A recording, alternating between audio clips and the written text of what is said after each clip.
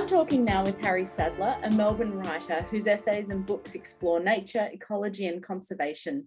Harry's most recent book, Questions Raised by Quolls, Fatherhood and Conservation in an Uncertain World, came out recently through Affirm Press. This book looks at extinction and the threat of extinction of native animals across Australia, as well as destruction of habitats and the impacts of climate change. And wound through, Harry, you tell the story of your ancestors' arrival in Australia, your relationship with your family, especially hiking and camping with your father, as well as the complex feelings about your own potential fatherhood and for the future. And I wondered at first, could you talk a little bit about quolls? Because I always imagined them as a very cute little thing, but they're quite ferocious looking. Marsupials, so they get by eating other animals, so they are inherently ferocious. There are 6 species overall. 4 of them are found in Australia. The smallest one is the northern quoll, which is often described as the size of a large kitten, so that's kind of cute, I think. They're most notably, so they're sort of sandy orange coloured. Sometimes, depending on species, they could be black, but regardless of what colour they are, they're all covered in big white spots. So I've actually got this amazing book. This is I should probably hold my book up first, but I'm going to hold this up. This is a field guide to the mammals of Australia, because I can talk about what an animal looks like, but it's easier just to show you pictures. So these are all the quolls found in Australia. So you can see that. So you can see the sort of, they've got pointy snouts and lots of spots. The largest species is the spotted-tailed quoll, which is found all down the east coast, from Queensland all the way down to Tasmania. That's the second largest marsupial carnivore after the Tasmanian devil, so it's the largest marsupial carnivore on mainland Australia. But the smallest, the northern quoll, which is just little. So they eat a variety of animals, from invertebrates like large insects and things like that, all the way through to small mammals and birds and things. But they're cute but vicious. Kind of great. I like it. And just quickly, I can hold up your book as well. I'd love to hear a little bit from you about your experience of writing this book. I feel like it was probably written over lockdown, but I'm sure it started a lot earlier than that. Yeah, so I pitched the idea to Affirm in late 2019, and they accepted the pitch and signed the contract at the start of November 2019. So you can remember back that far, before times, it was a very different world. And I imagine traveling to Western Australia and Tasmania and South Australia and New South Wales and stuff, and then I wrote sort of a chunk of it, about 15,000 words or so, before I started doing the research. So I was in, and that was sort of while the fires started burning, the 2019-2020 bushfires, which was the cataclysm that we had before the pandemic. So that immediately sort of became impossible really to write about the environment in Australia in 2020 and not take into account the fires. And then the pandemic happened and the state borders started closing. I sat around for ages, like all of us, not knowing how long this is going to go on. So I sat around not doing anything for ages, waiting for the borders to reopen. So I quickly changed plans. I abandoned the thought of traveling interstate to talk to people. I did a lot of phone interviews and email interviews. I managed to get one in-place interview done in a reserve called Mulligan's Flat, which is in the north of the ACT, right in the north of Canberra, in February last year, February 2020, so just before the pandemic hit. So it ended up being written in lockdown, and then it ended up becoming sort of a book about lockdown and the effects of the pandemic, and also, sort of examining to some extent this whole idea of nature is healing, which has all became the big great meme of the first part of the pandemic. So I used it as an opportunity to kind of examine very in the moment what was going on now, and then try and sort of work that into the narrative throughout the book of, sort of looking at the effects of colonialism and capitalism on the Australian environment and where we might get to in the future. Yeah, well, that was something I was going to point out early on in the book. There was a quote here that I thought just kept reappearing throughout. When I think about the animals that have disappeared from the Australian continent and its surrounding islands, it feels emblematic of everything else that colonisation has destroyed or attempted to destroy. And you also talk about the way that capitalism and colonialism go hand in hand. And I thought you approached these issues really, really well throughout the book. Can you talk a little bit about how you did that? Yeah, so the genesis of the book started with, I wanted to write about Quolls because they're cute and charismatic and I like them, and I figured if I write about Quolls I get to see a whole heap of Quolls, which didn't happen in the end. It's like we know exactly why these animals are going extinct, because the habitat's been cleared and destroyed. It's because introduced predators, foxes and cats, have killed them all. These are all things that are directly results of European colonisation of the Australian continent. So I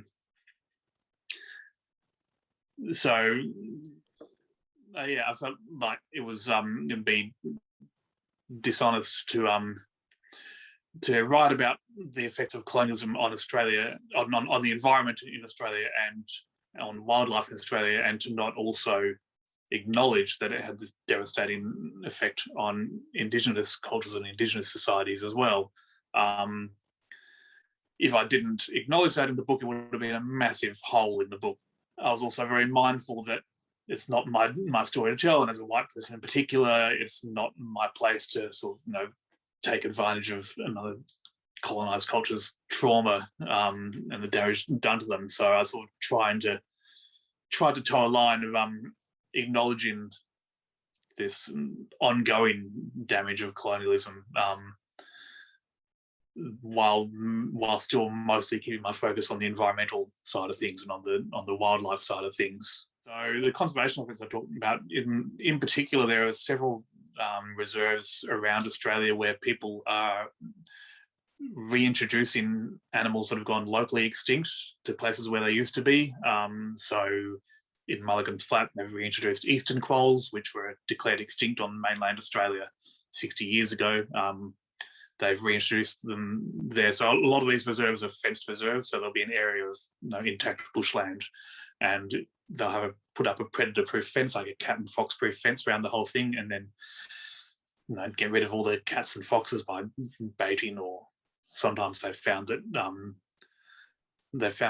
one reserve called Arid Recovery, which is kind of a pioneer of this kind of thing, which is in central South Australia. They found that once they culled all the rabbits within the fence, the cats kind of climbed out of their own accord because there wasn't anything to eat. And then once the predators and once the introduced animals are gone, they can start repopulating it with mammals that have gone locally extinct, which are often still surviving on islands, or a lot of them, like eastern quolls, are still surviving fairly well in Tasmania in the wild. And so it's about kind of trying to rebuild the ecosystem as best they can, and seeing how it works and seeing how it happens, and seeing what you need within an area in terms of predator-prey balance, what the animals each need in terms of habitat and ecosystem environment. So these reserves are, as well as being conservation efforts, they're very much experimental places as well. And yeah, they're often having really, really great results. So there's one near Melbourne called Mount Rothwell, which is just near the Yuyangs, and you can go there, and they do, when it's not lockdown, they do monthly twilight tours, and you can go and join one of those and go around spotlighting and see all the little bandicoots and rock wallabies and quolls if you're very lucky, although they're very secretive and sort of skulk in the undergrowth a lot. I did enjoy that part in the book, Harry, when you take this walk and the leader of the walk had wandered off to do something and everybody else got to spot some animals. Yeah. But yeah, these reserves, and there's more and more of them all the time. They're having terrific results a lot of the time. And sometimes, it doesn't work so well. So there's a reintroduction effort in Buddery National Park in New South Wales, which is a peninsula near Jarvis Bay. And that's an unfenced reserve, but they're just doing very intensive fox monitoring and fox culling there. And they've reintroduced eastern quolls and various other things there. And they were doing well for a couple of years, but then just a few months ago, actually just before the book came out, unfortunately, all the quolls have been killed. I think it was either a fox or a wild dog that got in. But I was interviewing one of the people involved in the program there, and he talks about how these conservation efforts, you have to think of them as long-term efforts. So they're not something that's going to happen in the next year or two. They're something that's going to happen in like the next 10, 20, 30 years. And there'll be a lot of trial and error. But no, hopefully it'll be worth the effort in the long run. Well, and that long-term thinking is what we need to be doing. It feels really hard because we want to make change now in terms of whether it's climate, whether it's the pandemic or our personal lives. But that's something I'm, not to get too personal, but thinking about a lot is well, what does my life look like now? But what do I want it to look like over the next little while? And it felt really magical hearing about some of these these projects that are happening around Australia. The Flinders Ranges place just sounds so incredible. It felt really magical, but it also felt really symbolic, I guess, of this feeling I have when I read like your book and similar articles and other books. I'm always shifting from like utter despair to this real sense of hope. And is that your experience? Yeah, and it's something that I tried in the book to sort of gradually move towards a place of hope, but without ever being naive. Because, the state of the environment and the state of wildlife in the world, as we all know, is disastrous at the moment. We're losing so much so quickly, but it's at the same time, it's really easy to focus on that and lose sight of the fact that for all that we have lost, there is still so much to be saved, and there's still so much that we can do to save what we have left. It's not like the situation is very, very, very grim and bleak, but it's not completely hopeless. And so I really wanted to convey that point. I also sort of wanted to.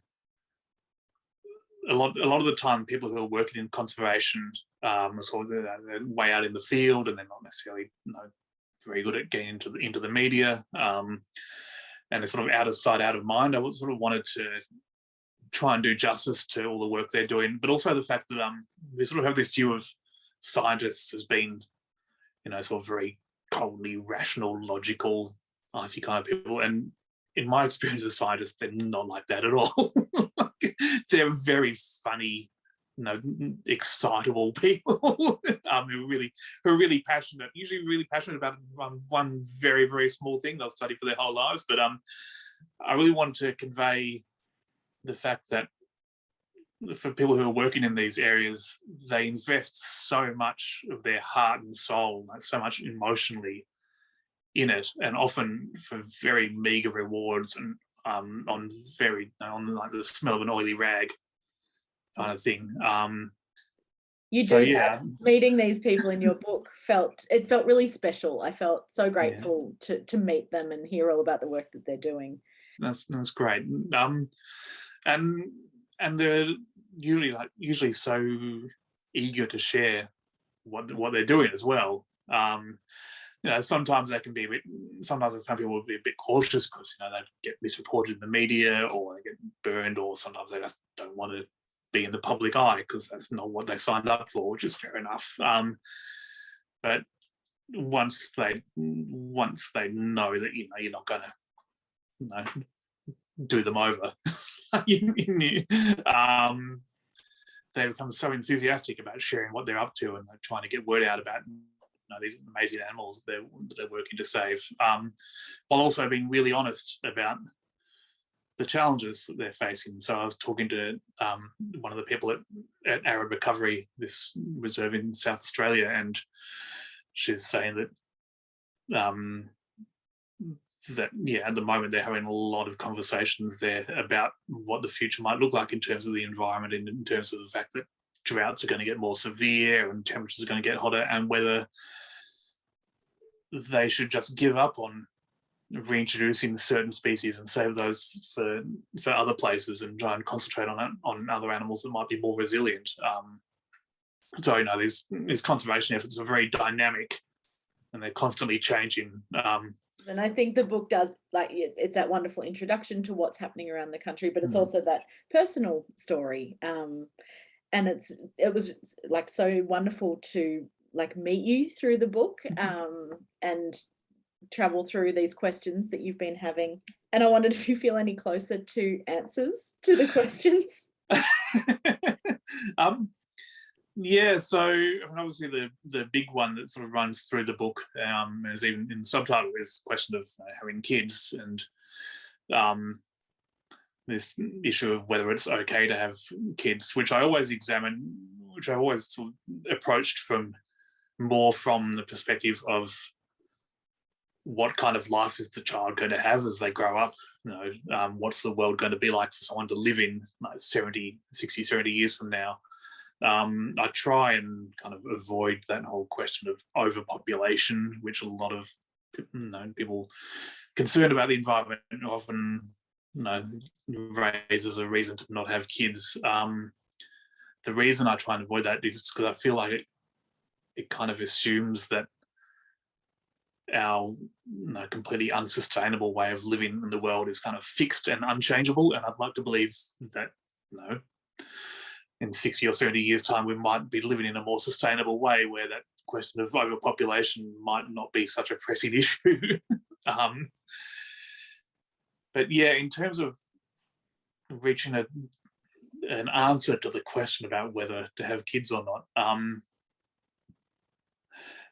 in a funny way, I've been thinking since the book came out, I've been thinking in a funny way about it in parallel with this question that always gets raised about the death of the book or the death of the novel. It's like people say, "Oh, no one reads books anymore," or anything like that, and it's like, but the people who say that, who argue that, are always people who read books, and so there's always this assumption that, well, no one reads books except me. I'm special. I appreciate books. No one else does. None of the riffraff do, but I do. And it's like, well, if you do, then other people do. Similarly, I sort of had this realization, which I put in the end of the book, that even though I'm aware of how terrible the situation of the environment is and extinction and all this kind of stuff, I still personally derive an immense amount of joy from being out in nature and from observing wildlife. And these two things go hand in hand. And that's because of the way I was raised. I was raised to love the bush and to nature and stuff. And so I was thinking, well, if I can sit with those two thoughts side by side, why do I assume that someone else or a person who I raise or a child who I raise won't also be able to do that, even if things do continue to get worse? So whether that's a solid argument for having kids or not, I don't know. That's kind of where I'm at the moment. And I like also the idea of families, and I'll say it takes a village to raise a child, but I like the idea of children being raised by a group of adults, by a collective, by obvious, which doesn't mean that they sort of they might have the whole number of adults all equally sharing parental duties, but I mean there are adults who are having an influence on them, like teachers or friends of their parents or whoever, which is sort of, I mean, it's a bit like dating in a way, where we've kind of got into this mindset where everyone has to go out and do everything themselves, whether that's meeting a life partner or raising kids, and like it's this little unit that excludes the outside world, which is historically not the way human societies have worked at all. Yeah. And we kind of have this kind of sort of cult of individualism, which again is like something that's encouraged by the sort of capitalist society that we live in, where it sort of pushes this idea that if you're not doing it all by yourself with no outside help, then you're failing. It's like, well, no, I think the world's tough and everything's hard, and we're all supposed to be helping each other out, doing all these things, whether it's raising kids or meeting people or whatever. Totally. And I was thinking about how even just our online communities, I know you through Twitter, and your Twitter account is this amazing place of community. And I make lists about where I want to go hiking, and the way that I watch people talk with you about the animals and the birds that they've spotted in their local area. You've created this amazing sense of community online. How do you enjoy that online community? Yeah, I do. It's I feel like, whenever you're talking about being online, you've got to add the very heavy caveat that I'm the middle-class white man. So obviously my experience of being on social media or being online in any capacity is going to be heavily mediated by that fact. And that makes it a lot easier to have an enjoyable time on Twitter, unfortunately. But yeah, I think often people on social media maybe sort of use it to follow one particular interest. They'll be on there to follow just the politics or just the sport or whatever. And I kind of use it to follow everything, and a lot of that is about wildlife and animals, and I'm sort of really passionate about breaking down this idea that you have to go somewhere way out into the bush to have an amazing wildlife experience. Somewhere like Melbourne, where we've got incredible wildlife all around. I think about what kind of experience you value as well. Last year in lockdown, just walking my usual walk in my local park with my dog, I saw my first ever red velvet mite, which are these tiny little bright red, soft, squishy looking mites, and it was on a gum tree, and they're not in any way uncommon or unusual. It's just I'd never seen one before, and that was really, really exciting to me. And I got just as excited about seeing it as I would seeing a falcon or something more dramatic there. So you can make your own fun in terms of what you choose to value and choose to notice. And the same way that nature is healing feeling from last year, it has, I think, pushed a lot of people out to go and see the small things in their local neighbourhood and enjoy. Yeah, I hope so. Yeah, sorry, I interrupted you. Oh no, not at all. I was saying, no, I agree. I hope that people are looking more closely at what's going on, and also the seasonal changes. I've got really into butterflies in the last couple of years, and now I'm excited about butterfly season starting. And just sort of the way the things, the seasons change and stuff like that, which are all very hyper local kind of things that you can try to observe in lockdown. Yeah. As part of this interview series, I've been asking people about how they find inspiration. And I guess often I'm talking about inspiration for writing, but also about curiosity. And so I wondered about you and how you find that inspiration for life or writing, but also whether that's changed over the past year or so. So I find inspiration, I guess, just by trying to look outwards rather than inwards too much, and then sort of try to sort of see what connections I can make between various things. I don't know. I think there's so much going on in the world, and it's also interesting. I find inspiration is not really too much of a problem, to be honest. Coming up with ideas to write about, there's not too much problem. Actually knuckling down and writing them is the hard part. And are you reading anything interesting at the moment? I'm between books at the moment. So I've just finished last week reading Chrissy Neen's latest book, The Three Burials of Lottie Neen, it deals with her grandmother and her grandmother's life, and goes into this whole history of in the early part of the 20th century of women from regional Slovenia moving to Egypt, which was colonized at the time by the Italians, I think, to work as like nannies and au pairs for wealthy Italian people in Alexandria. And it's this whole thing in Slovenia. Like, they've got a name for this movement of people, and like it's a whole sort of cultural thing. There's a documentary made about them, and it's like sort of a source of, like, according to the book, from what I can glean, it's like the source of kind of cultural shame for a long time, and now it's sort of being reclaimed as a source of cultural pride, and people talk about it and get excited about it.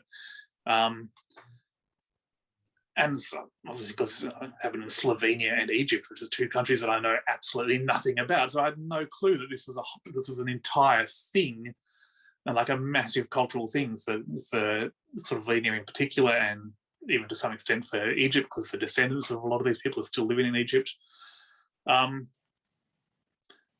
So yeah, reading it, I just realised, so every country in the world has its like major cultural touchstones that the rest of the world is sort of completely oblivious of. So I found a really interesting book from that in that regard. But thank you so much, Harry, for speaking with me today. Thanks so much for having me. It's been really great. And this episode is actually being supported by Blarney Books and Art down in Port Fairy, beautiful independent bookshop. It's an amazing part of their community, always having really interesting events. And so as soon as people can, I highly recommend a trip to Port Fairy. It's some absolutely beautiful sea wildlife down there. And in the meantime, you can follow the link in the description to buy Harry's books from Blarney Books and Art and have a virtual visit in their store.